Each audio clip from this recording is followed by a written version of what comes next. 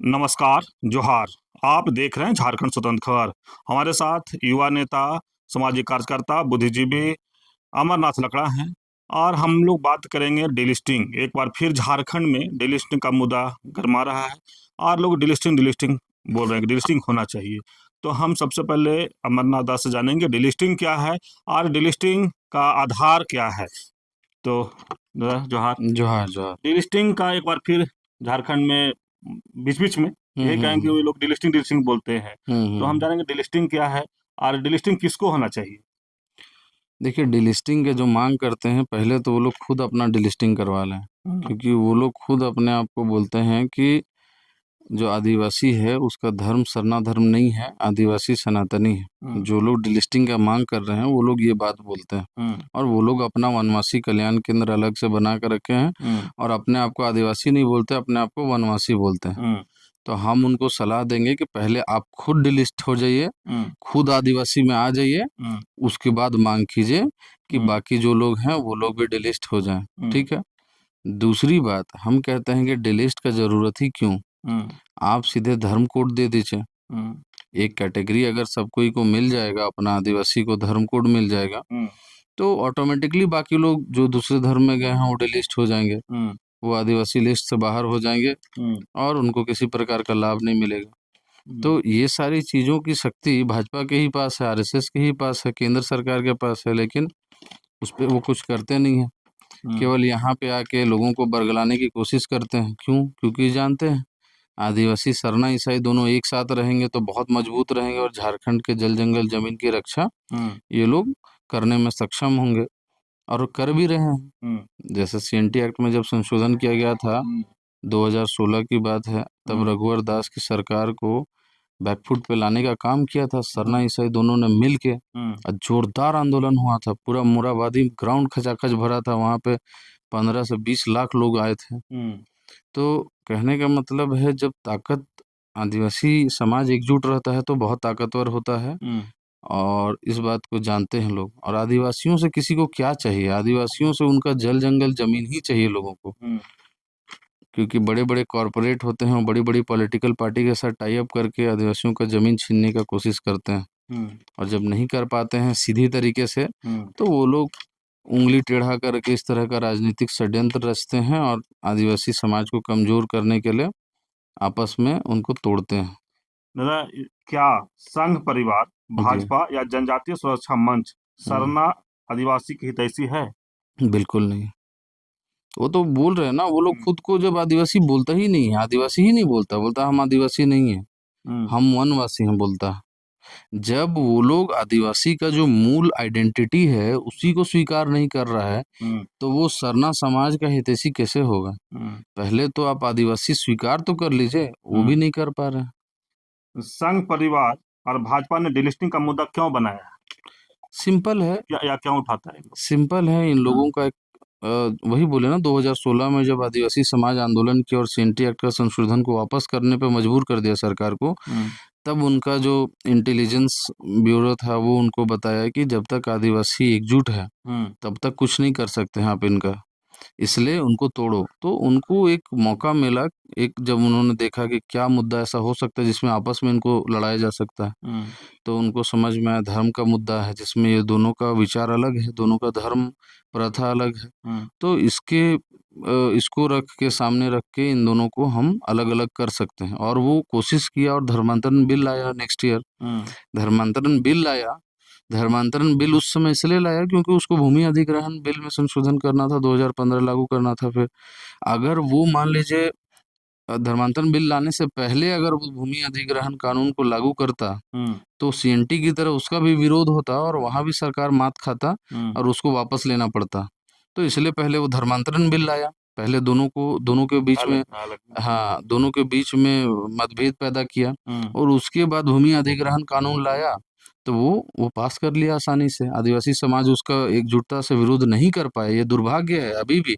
ये मेरा आंखों देखा है, पिछले जो हम लोग 10 साल से जो सामाजिक काम कर रहे हैं उसमें हमने ये देखा है, फेलियर हमारा रहा वहां पे। तो इस चीज को भाजपा भी स्टडी की है कि जब ये लोग दोनों एकजुट होते हैं बहुत पावरफुल रहते हैं, जब दोनों भाई अलग हो जाते हैं तो बहुत कमजोर हो जाते हैं। तो इसलिए, और ये इन लोगों का एक प्रैक्टिकल ये लोग कर चुके हैं छत्तीसगढ़ में, वहाँ पे इनको सक्सेस मिला है। छत्तीसगढ़ में आदिवासी को धर्म के नाम पे बांट के आज भाजपा वहाँ राज कर रही है। तो उसी डिलिस्टिंग का मुद्दा, ये डिलिस्टिंग का मुद्दा झारखंड का नहीं है, ये छत्तीसगढ़ में था, वहां से उठा के लोग यहाँ लाए। वहां पर जब देखे कि ये सक्सेसफुल एक एक्सपेरिमेंट रहा सक्सेसफुल, तो उसी एक्सपेरिमेंट को यहाँ पे वो फिर से लागू कर रहे हैं कि यहाँ भी वैसा कुछ हो जाएगा। पर यहाँ पे थोड़ा सा हमारे सरना समुदाय के लोग जागरूक हैं, क्रिश्चियन समुदाय के लोग भी कुछ बहुत जागरूक हैं, तो दोनों समुदाय के जो जागरूक लोग हैं, समझदार लोग हैं, मिलजुल के जो आपसी प्रेम और सौहार्द है उसको बिगड़ने नहीं देते हैं। तो जिसकी वजह से यहाँ पे भाजपा कुछ खास वैसा अंतर नहीं ला पा रही। थोड़ा बहुत तो फायदा हुआ है उसको, लेकिन बहुत ज्यादा नहीं कि वो सत्ता परिवर्तन कर ले। क्या ईसाई धर्म अपनाने वाले आदिवासी अब आदिवासी नहीं रह गए हैं? देखिए, आदिवासी की परिभाषा के लिए आप जाएंगे ना, तो सबसे पहले तो आदिवासी का कोई धार्मिक परंपरा नहीं होता था, उसका सांस्कृतिक परंपरा होता था। जैसे उदाहरण के लिए मान लीजिए कि ईसाई आदमी भी आज शादी कर रहा है या उसका एंगेजमेंट हो रहा है शादी से पहले, तो उसको कहते हैं लोटा पानी। एक लोटा में पानी लेके जाते हैं, लड़का लड़की खजूर की चटाई में खड़े होते हैं एक दूसरे के समक्ष सामने। वो लोग एक दूसरे से 3 बार पूछा जाता है समाज के सामने, पूरे घर कुटुंब के सामने। वो लोग स्वीकार करते हैं तो एक एक कदम करके आगे बढ़ते हैं। उसके बाद एक दूसरे का पैर धो के, वो लोटा में जो पानी ले जाते हैं उससे एक दूसरे का पैर धो के पोंछते हैं, और ये समाज के सामने स्वीकार करते हैं कि हम इनकी सेवा करेंगे पूरे जीवन भर। हमको इनके प्रति किसी प्रकार का वो माने राजशाही वाला फीलिंग नहीं है कि हम इसका शोषण करेंगे या ये मेरे नीचे रहे, मेरे जूती में रहे, ऐसा कोई फीलिंग नहीं है। वो दिखाने के लिए एक सिंबॉलिक तरीके से पैर धोया जाता है। वो सभी कर रहे हैं, सरना हो चाहे ईसाई हो, सभी लोग अपना रहे हैं, उस चीज़ को कर रहे हैं। शादी होने के बाद वो होता है एक, मुझको भी याद है कि किए थे हम भी, कि दोनों वर वधू पहले जाएंगे, पहले दिन जाके जो भी कुआं है या डाड़ी है या फिर हम लोग का पोखरा है, वहाँ से माने लड़का और लड़की दोनों गैला में पानी भर के लाएंगे। लड़का मजडंगा में बोह के लाएगा, लड़की अपना घड़ा सर पे बो लेके आएगी। उसके बाद लाके हम लोग जो घर घर का जो दरवाजा है उसका एंट्री के पास में छप्पर में उस पानी को फेंकते हैं, और वो माँ जो घर की माँ होती है यानी कि लड़के की माँ, वो उसको अपने आंचल में छोंकती है उस पानी को। तो ये सारी प्रथा सरना हो चाहे ईसाई हो, दोनों अपना रहा है, दोनों कर रहा है। तो जो सांस्कृतिक प्रथा थी वो अब भी चली आ रही है दोनों समुदाय में, खत्म नहीं हुआ है। लेकिन जहाँ जब धर्म की लड़ाई शुरू हो गई, क्योंकि कहीं न कहीं जब लोग अलग-अलग धर्म मानने लग गए, तो जो आदिवासी थे, जो हमारे लोग जो मूल अभी तक किसी दूसरे धर्म से संपर्क में नहीं आए थे, वो लोगों को लगने लगा कि एक आइडेंटिटी क्राइसिस हो गया है। हमारा अपना सब कुछ पहचान मिटते जा रहा है। हमको या तो इस धर्म से लोग जानते हैं या तो उस धर्म से लोग जानते हैं। तो हमारा एक धार्मिक पहचान भी होना चाहिए। तब लोगों ने एक धर्म की पहचान की स्थापना की, और उसके बाद से थोड़ा-थोड़ा डिफरेंशिएशन होने लगा। पर फिर भी अभी मूलतः देखेंगे, आत्मिक रूप से दोनों एक ही माँ के बच्चे हैं और एक ही फ़ील रखते हैं अपने जल-जंगल ज़मीन के लिए, अपने अधिकारों के लिए, अपने भाषा-संस्कृति के लिए। तो उस प्लेटफ़ॉर्म पे तो दोनों सेम हैं। बाकी जहाँ पे देवी-देवता की बात हो, पूजा पद्धति की बात हो, देवी-देवता के पूजा पद्धति की, तो वहाँ पे थोड़ा अंतर तो है। तो डिलिस्टिंग से किसको फायदा होगा? डिलिस्टिंग से ज़्यादा फ़ायदा अपना धर्म कोड मिलने से होगा। डिलिस्टिंग से कुछ ख़ास फ़ायदा नहीं होगा, लेकिन धर्म कोड मिलने से 100% फ़ायदा होगा। तो हम तो इसी फ़ेवर में हैं कि अपना धर्म कोड दिया जाए आदिवासियों को।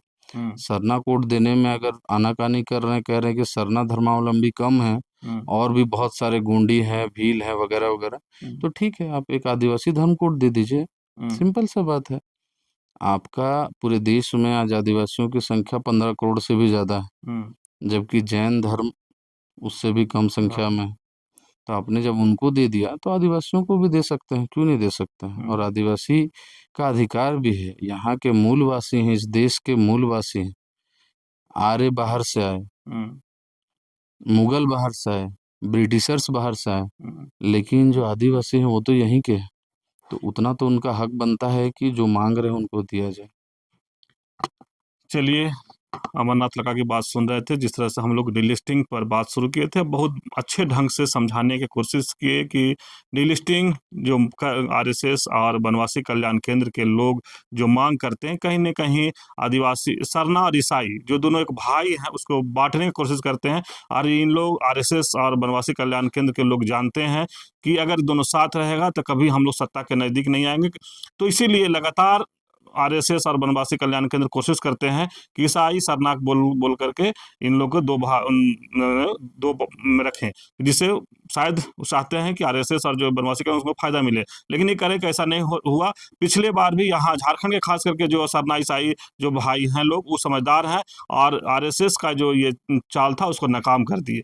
लेकिन वहीं पर ये कह रहे हैं कि डिलिस्टिंग से आदिवासियों को फायदा तो नहीं होने वाला, लेकिन सरना धर्म कोड या आदिवासी धर्म कोड मिल जाए तो उससे ज़्यादा बेनिफिट मिलेगा।